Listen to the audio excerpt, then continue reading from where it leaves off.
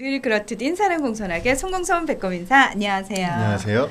위클립의 황당무계 황당한 문화나의 개소리. 안녕하세요, 문희정입니다. 안녕하세요, 이학범입니다. 수의사 선생님들이 제일 그 공공장소에서 하기 싫어하시는 얘기가요, 동물병원 진료비에 관련된 네. 얘기 아닌가. 네. 왜냐하면 제가 동물 관련 행사를 가봐도 이상하게 보호자와 수의사 선생님들 간에 보이지 않는 벽처럼 딱 서 있는 부분이 딱 그 부분이에요. 네. 그래서 위클립에서도 사실은 그 부분과 관련해서 여러 번 말씀을 드렸음에도 네. 불구하고 여전히 소비자 입장에서는 비싸다. 네. 수의사 선생님들 입장에서는 현실적으로 이런 어려움이 있습니다. 맞습니다. 라고 계속해서 서로의 조금 접점이 잘 안 찾아지는 것 같아요. 맞아요. 그런데 지금 중요한 거는 정부가 어떤 안을 마련해갖고 시행하기 직전이거든요. 저희가 위클립에서 진료비 얘기 여러 번 해드렸지만 오늘은 좀 구체화된 얘기를 해드릴 수 있을 것 같습니다. 그러니까 소비자 입장에서 네. 정부가 그러면 차라리 좀 중재자의 입장에서 나서가지고 우리 모두를 좀 만족시킬 수 있는 제도라든지 규정을 만들어주면 좋겠다라는 건 바람인데, 네. 과연 그 규정이 실효성이 있는지, 그렇죠? 그리고 모두를 만족시킬 수는 없더라도 저희가 원하던 게 이것과 가깝습니다라고 얘기할 수 있는 건지가 맞습니다. 핵심이거든요. 그래서 그걸 한번 짚어드리려고 하는데요. 왜 한숨을 쉬세요?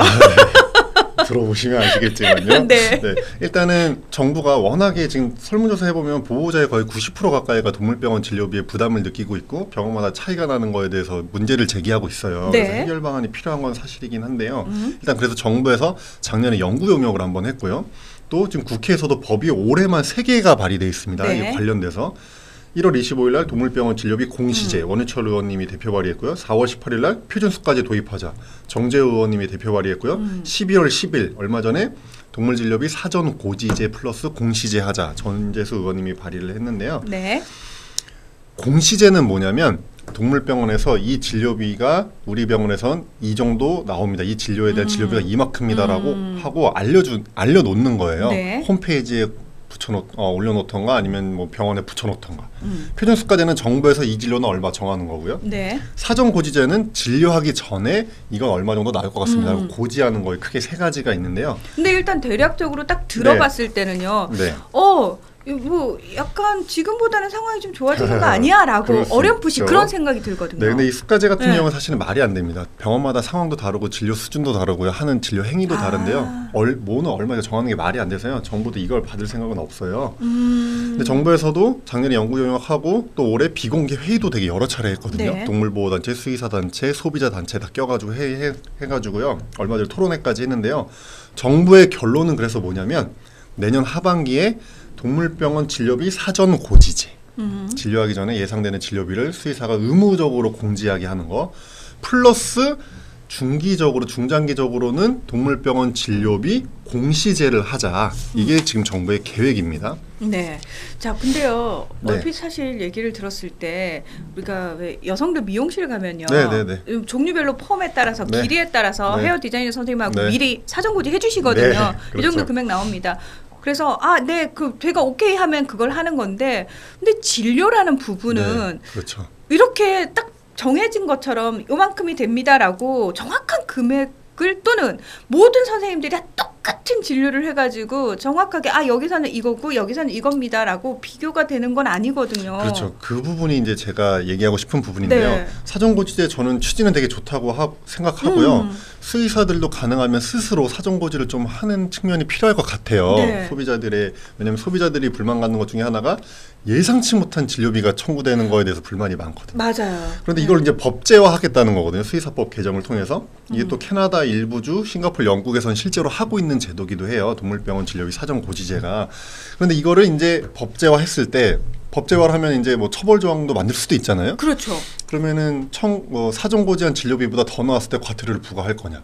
아니면 사전 고지 형태를 어떻게 할 거냐? 딱 얼마입니다라고 할 거냐? 아니면 얼마에서 얼마 정도 나올 것 같습니다라고 할 거냐? 이런 것들이 되게 애매한 부분들이 많다는 거죠. 그리고 진료를 하다 보면은요. 더 나올 수도 있죠. 더 나올 수도 있고 사실은 네. 발견되지 않았던 부분들이 발견이 돼서 더 치료가 필요한 경우도 있고요. 그렇죠. 그러면 그때마다 발견할 때마다 전화해서 또 사전고지를 하고 허락을 받아야 되는지 이런 것들이 굉장히 애매하기 때문에 사전고지제를 하겠다는 취지는 이해하지만 정말 세부적으로 논의를 많이 해서 형태를 좀 잘 정해야 된다. 일단 저는 개인적으로 그런 생각이 들고요. 만약에 이걸 강제했을 네. 경우에 어떤 문제가 생기냐면은 네. 보호자 입장에서는 사실 좀 진료라는 부분이 전문적인 부분이어서요. 설명을 아무리 들어도 시간이 지나서 또는 그 당시에도 이해는 못했지만 경황이 없으니까 일단 해주세요라고 얘기를 했다거나 또는 알아들었다고 생각을 했는데 나중에 혹여라도 문제가 생겼을 때 맞습니다. 저는 그게 그건지 몰랐어요부터 맞습니다. 시작해서 제 기억에는 그걸 들은 적이 없는데요라는 얘기도 나올 수 있거든요. 정확히 또 맞는 지적이에요. 그래서 사전고지를 수의사는 했다고 생각하고 보호자는 네. 안 들었다고 해서 또 이게 소송 관련해서 그렇죠? 증명 책임이 누구한테 있냐 뭐 이런 것도 있을 수 있거든요. 아니 그러니까 그건 현실적인 문제거든요. 맞아요. 정말로. 그럼 사전고지를 하고 그걸 또 기록에 남겨놔야 되냐, 기록을 또 얼마 동안 보관해야 되냐, 또 이런 문제까지 생깁니다. 그래서 이거를 하여튼 세부적인 사항을 잘 논의해야 될 것 같다는 생각이 일단 들고요. 네. 두 번째로 이제 중기적으로는 공시제를 하겠다는데 이것도 참 지금 우리나라의 제일 큰 문제는 뭐냐면 사람 진료, 보험되는 진료는 코드화가 다 되어 있기 때문에 어떤 의사의 행위는 얼마 이걸 다 정부가 정할 수 있는 거예요. 근데 지금 동물병원은 우리 보험이 없잖아요. 공보험이. 그런 게 하나도 없어서 그렇죠. A라는 진료에 대해서 이 동물병원이 생각하는 그 행위와 다른 동물병원이 생각하는 행위가 달라요. 근데 그런 거 없이 이 모든 동물병원에서 공시제를 이거에 대해서 공시제를 하세요. 그러면은 각 동물병원마다 자기가 생각하는 그 진료에 대한 걸 가격을 붙여놓는다는 거죠. 이러면 실제로는 그 가격이 다를 수가 있거든요. 보호자 입장에서는. 그래서 이 공시제를 하기 전에는 진료 코드 체계화라는 게 필요해요. 네. 수의사의 행위들을 다 분석한 다음에 코드를 부여해서 예를 들어서 뭐 암컷 중성화 수술은 뭐 5A 코드 플러스 뭐 3B 코드 플러스 뭐를 합친 거다. 이래야 이 혼란이 없어지는 거거든요. 이 코드화가 수년이 걸릴 걸로 예상이 되는데 이 코드화를 한 다음에 하더라도 공시제를 해야 되거든요. 근데 제가 안타까운 건 뭐냐면 정부가 이거 하겠다는 취지는 이해해요. 그런데 이 코드화하는 작업에 대한 연구 경영 예산이 이번 국회에서 잘렸거든요. 내년에 예산이 반영이 안 됐어요. 예산이 없는데 그걸 어떻게 하겠다. 제가 하고 싶은 얘기가 그거예요. 이게 정부가 이런 의지를 갖고 있으면 국회를 설득해서 이번에 예산을 통과시켰던가 뭐 이런 게 있어야 되는데 예산은 국회에서 통과 안 되고 법은 계속 발의되고 정부는 중기적으로 하겠다고 하고 이게 뭐 하는 거냐 이런 거죠. 그래서 이런 안타까움이 들어서 어쨌든 정부는 예산 이번에 들어가지 않았지만 시행하겠다는 계획이거든요.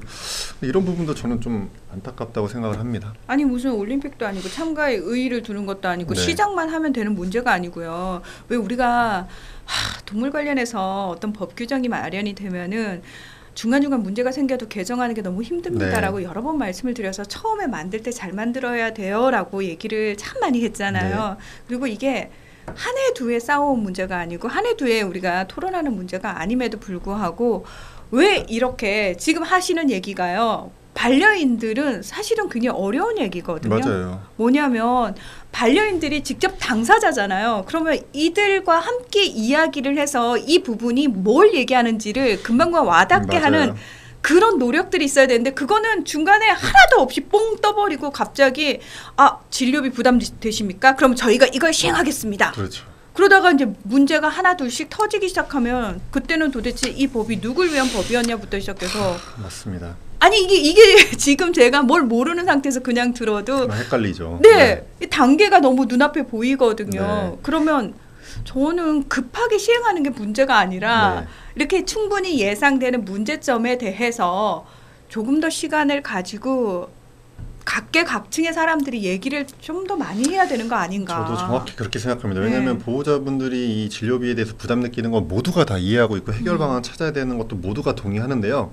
사전고지제, 공시제, 표준수까지 말부터 벌써 소비자분들이 인식하기가 어렵거든요. 네. 그런 상황에서 지금 뭐 정부 입장에서 연구 경력하고 뭐 비공개 회의도 하고 토론회도 했다고 하지만 제가 봤을 때는 아직까지도 이 공론화가 너무 부족한 것 같아요. 거의 그래서 안 됐어요. 네. 실제 얼마 전에 열린 토론회에서도요, 소비자 단체, 동물보호 단체, 수의사 단체, 심지어 보험 단체까지 와서 얘기하는데 모두가 공통적으로 얘기한 게 소통이 너무 부족하다. 서로 너무 이해를 못하고 있다. 그래서 정부가 주도적으로 제도를 시행하는 취지는 이해하지만 소통하는 과정이 조금 더 필요할 것 같습니다. 네.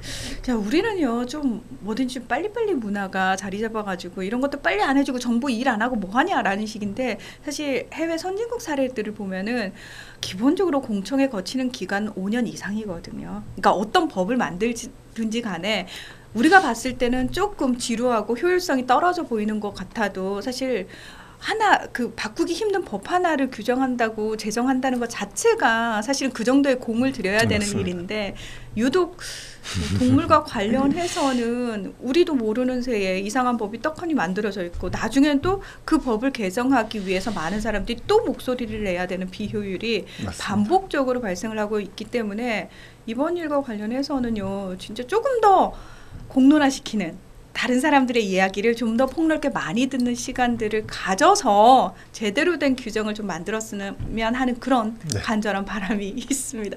될까요? 그렇게? 네, 모르겠습니다. 근데 네. 중요한 건 이 방송 함께하고 계신 우리 반려인들이 일단 관심을 좀 많이 가져주셔야 되고요. 예. 지속적으로 또 목소리 내주셔야 되고요. 예, 어쩔 수가 없습니다.